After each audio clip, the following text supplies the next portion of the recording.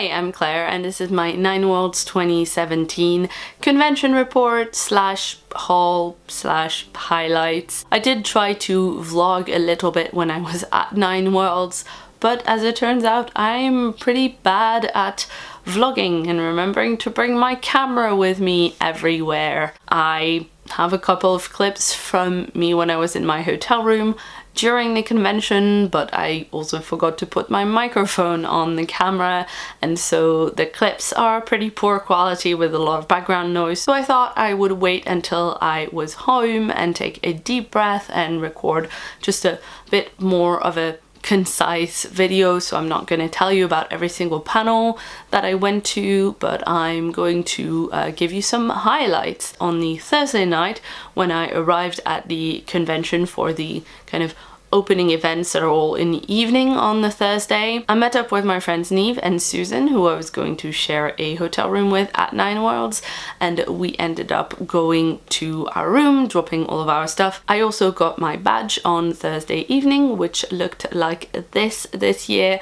I keep all of my Nine Worlds badges. I have them in a box somewhere. I know it's incredibly sentimental, but I do like to have them. It says Nine Worlds, it has my name and my registration number, and then it has my pronoun sticker that says she, her, and this Access Ally sticker, which was new this year, I think, which says let me know if I can do anything to improve your access. My first panel highlight was actually the very first panel that I saw at the convention on Friday morning, and that's literally the only time in this video that I'm going to tell you when the panel was, because I've forgotten every other panel time apart from the panel that I was on, and this one because it was first. But this was a panel all about Sansa Stark and how amazing she is. It was titled Who Let the Dogs Out, which I thought was amazing, and the presenter Kate McAlpine was just hilarious. I know that it's actually available to watch on YouTube now because I saw her tweeting it earlier today, so I'll put a link to that in the show notes. The slides for this panel were really funny. There was one that was describing Littlefinger as like definitely on 4chan, which I thought was just too on point. Anyway, some other panel highlights were the 9 at Nine Worlds panel on fanfiction tropes, which was presented by 9 different people. They were very short 5-minute presentations. The idea was to explain your favorite fanfic trope and why you love it. There were presentations on tropes like the body swap, the accidental animal acquisition, fighting as a metaphor for fucking, the time travel fix-it, wingfic, and my personal favorite, the fake/pretend relationship. With a panel where you have 9 different presenters talking about 9 different tropes, it's unlikely that you will absolutely adore every single one of them. There were some that I didn't like as much, but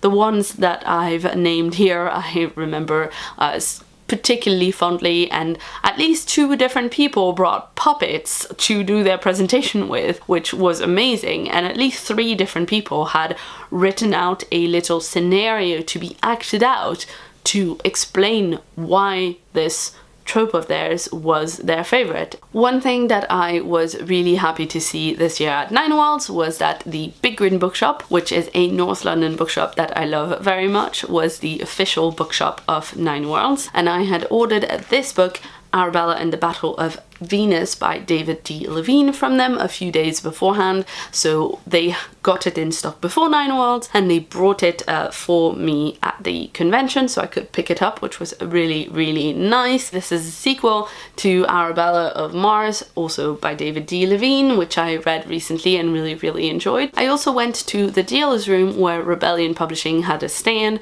and I picked up a couple books from them because they had a 2 for £10 deal, and I wanted to buy The Djinn Falls in Love and Other Stories. This is an anthology edited by Mahvesh Murad and Jared Shurin. It was on my most anticipated reads of 2017 video, but I hadn't picked it up yet, so I definitely wanted it.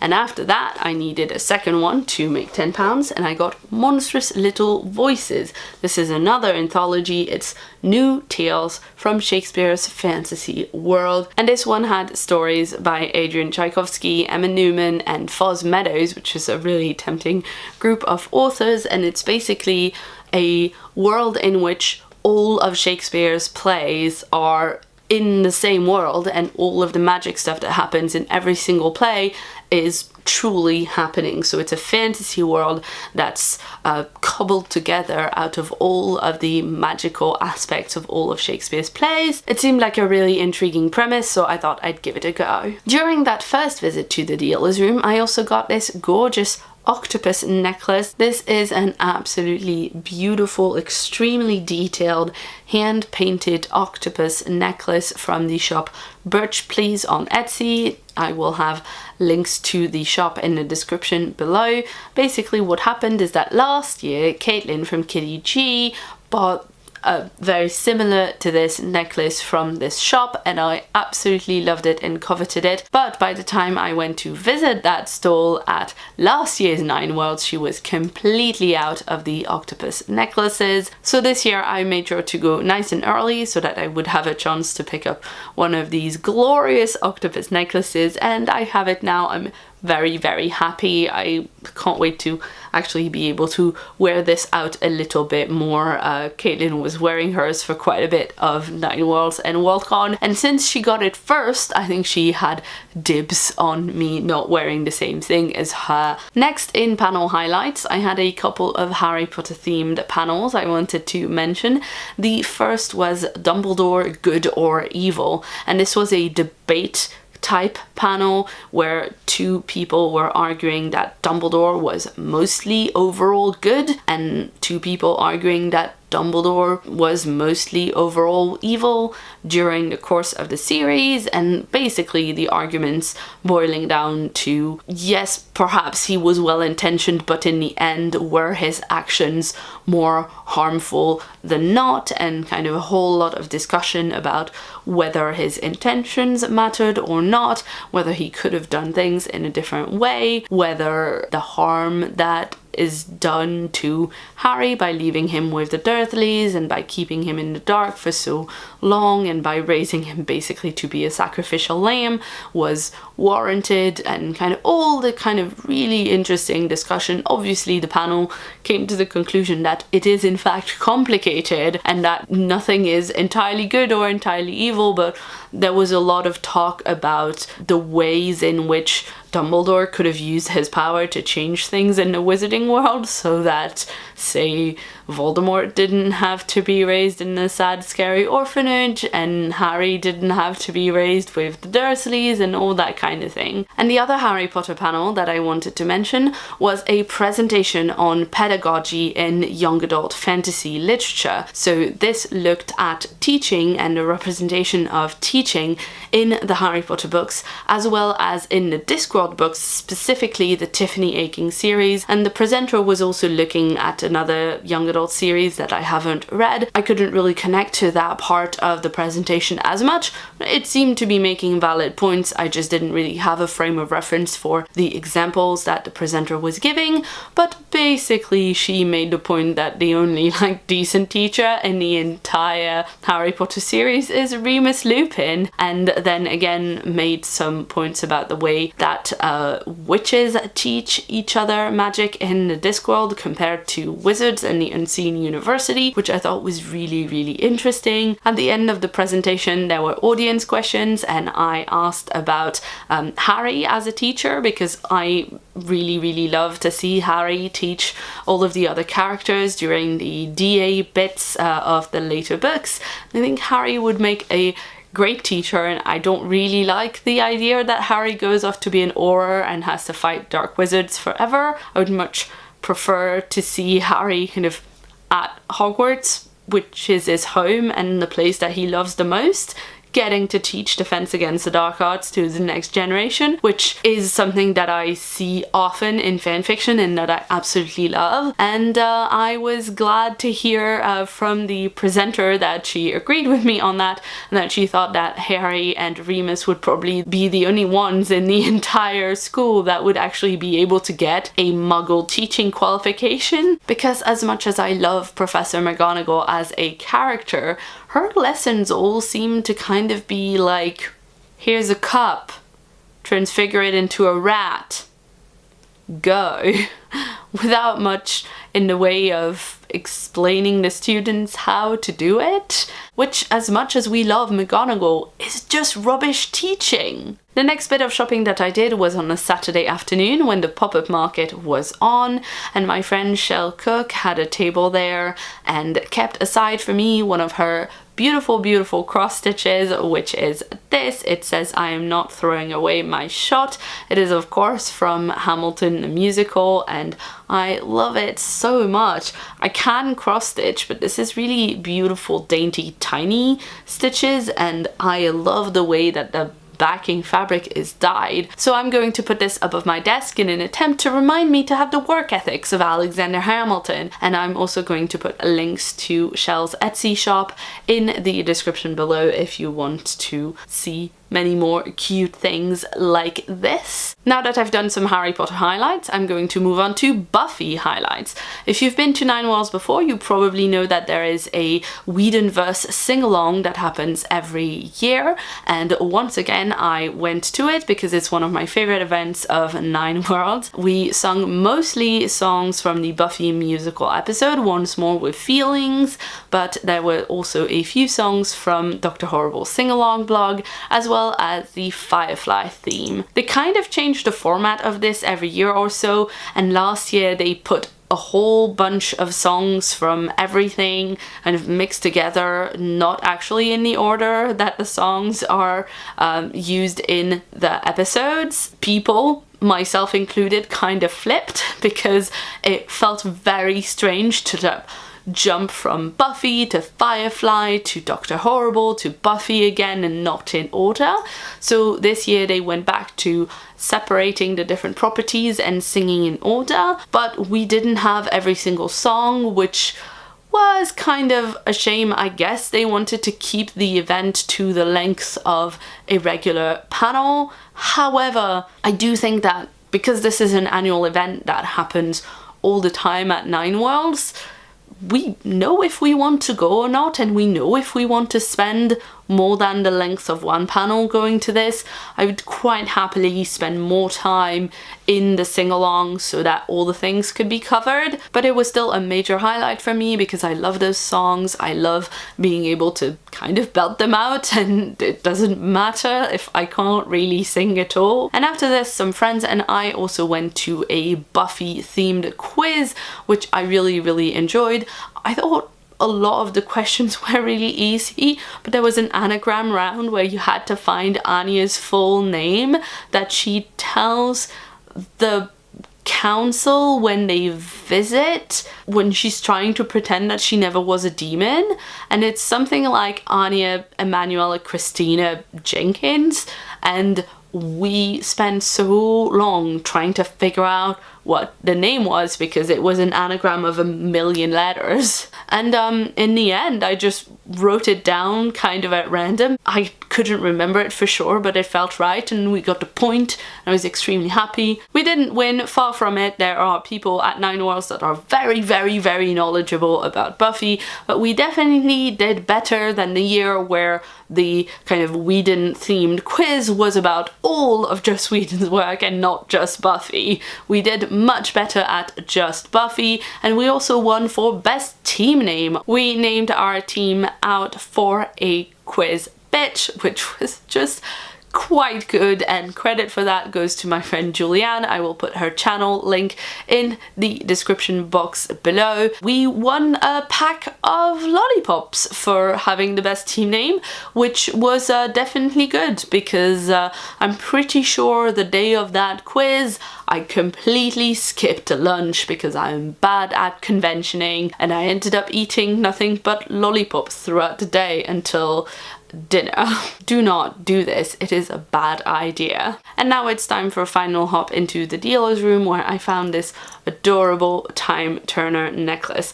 I wanted to buy myself a time turner necklace for a little while, but I didn't want to get it online. They have a lot of them on Amazon, for instance, but I was always kind of felt like it might arrive and just look terrible or be smaller than it says in the description. But this is just the traditional time turner design that you can see featured in the movie, and it also turns and turns in two different directions, which is absolutely what I wanted. It was actually pretty cheap.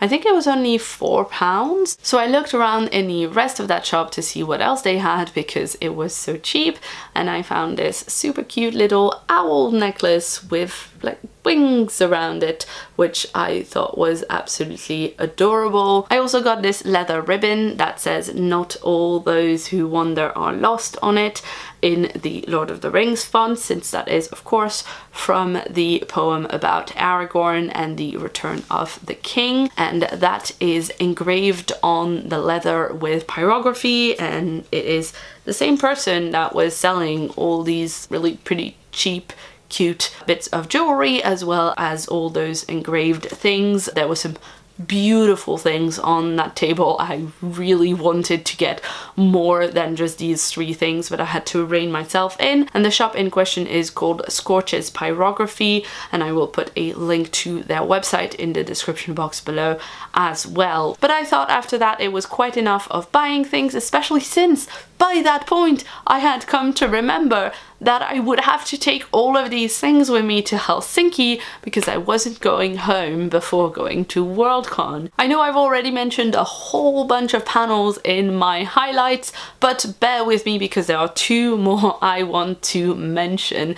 And the first was the Eurovision panel. This was the second time that they were doing this Eurovision panel at Nine Worlds, and the panel was titled Eurovision 2: The Wrath of Camp, which was just most beautifully titled panel. I know I raved about the Sansa one earlier, but I think this one is even better. And basically the panel was talking about how Eurovision is something that we like to pretend that we don't like in the UK. We like to pretend we think it's naff and we're better than that, but in fact we all adore it. And maybe if we took it a little bit more seriously in terms of what acts we send, we would have better success. And the panel was kind of talking about how other nations in Europe approach Eurovision, from places where they have giant contests to decide who will go to Eurovision. I think it's Sweden that has Melodifestivalen, where they spend ages basically deciding who will go to Eurovision and represent them. The entire panel also had a lot of clips from Eurovision songs, which made it incredibly enjoyable, and I laughed a lot in that panel. The last thing that I want to mention was another Game of Thrones panel, and this one was Squee and Speculation about season 7, season 8, what comes next, etc. This was in a fairly small room that was kind of packed, and the presenters started by talking about how they got into Game of Thrones and what some of their favorite moments and characters so far were. But they basically opened to audience participations about 5 minutes in and just led the conversation around. People were giving shout outs to some of their favorite side characters. Lady Olenna Tyrell got a good shout out, as well as the little bear, Lyanna Mormont, who got a big cheer from the crowd. Theories that people have had for a really long time and how they're materializing on screen, as well as newer theories that are forming out of the promotional material that we've seen so far. This was really, really fun. I went with a big group of friends, including Alistair Bull from the Moderate Fantasy Violence podcast, who came and did a segment on my podcast, Radio Free Fandom, talking about Game of Thrones season 7 before it started, and Squeeing and Speculating. So it was really fun to kind of do the same thing again, but with a much bigger group of people. And once, I think 3 episodes had been out at that point, so we had a little bit more to talk about. It was nice to have a bit of a reprise of that conversation that I'd had with Alistair. I also got to moderate a panel about Booktube, which was really, really fun because I'd wanted to have a panel where we talk about what Booktube is and how we got into Booktube and how to get into Booktube, if you'd like, for a really long time. Caitlin from Kitty G was on it, as well as Eleanor from Eleanor Reads and Stevie Finnegan from Sable Cart, and we just had a really great conversation about Booktube and just all of the different aspects of it, the community, all of the positives that we've had, some difficulties of making Booktube videos, and just how our routines work to make our videos. I think it was a really fun panel, and it was also great to have Stevie on in particular because she works for a publisher and she was able to kind of also talk about the publisher side, like sending out ARCs and when and why they send ARCs to people and how to approach publishers to request ARCs. So that was really fun, and we took audience questions, and then people came up to us at the end to talk about their channels or our channels. It was just really fun. But for me, the best part of a con is always the people that I get to meet, which is a bit more difficult to talk about in a video like this, but there are always people that I've only ever talked to on Twitter that I get to meet in person, or people that I've only ever talked to for 5 minutes at a party that I get to actually sit down and have a conversation with, or even just friends that I've seen at other places that you know, I wish I could see more often, but here's a good occasion to actually have a sit down and have a drink and have a natter. It's gotten to the point now that because I've been to Nine Worlds every year since they started, because I tell everyone that they should go to Nine Worlds, that it's a great welcoming place to go for your first convention experience, I always find a lot of people to run into, and I always end up meeting people when I'm going to see a panel or something like that. I find it really fun because I love to meet people, I love to talk to people. I'm obviously a massive extrovert. I know that some people find it a bit much if they prefer for things to be a bit calmer. At Nine Worlds specifically, there is always a quiet space for people to go to if they feel like it's too much, or you can go up to your hotel room and have a rest. I tend not to do that because my brain is insisting that if I go and have a rest for even 5 minutes, I'm gonna miss loads of cool stuff, and I shouldn't do that. And then I come home, and as you can probably tell, I have a cold now because my body is like, you didn't stop for all this time and now you need to have a rest. So I'm gonna go and have some food. Hopefully I'll be able to edit this video down to something not completely wacky long. So I hope you enjoyed this video, and if you'd like to see more from me, you can check a previous video right about here. If you haven't yet, please hit that subscribe button that's on my face right here for more videos every week. I've been Claire, thanks so much for watching, and see you soon.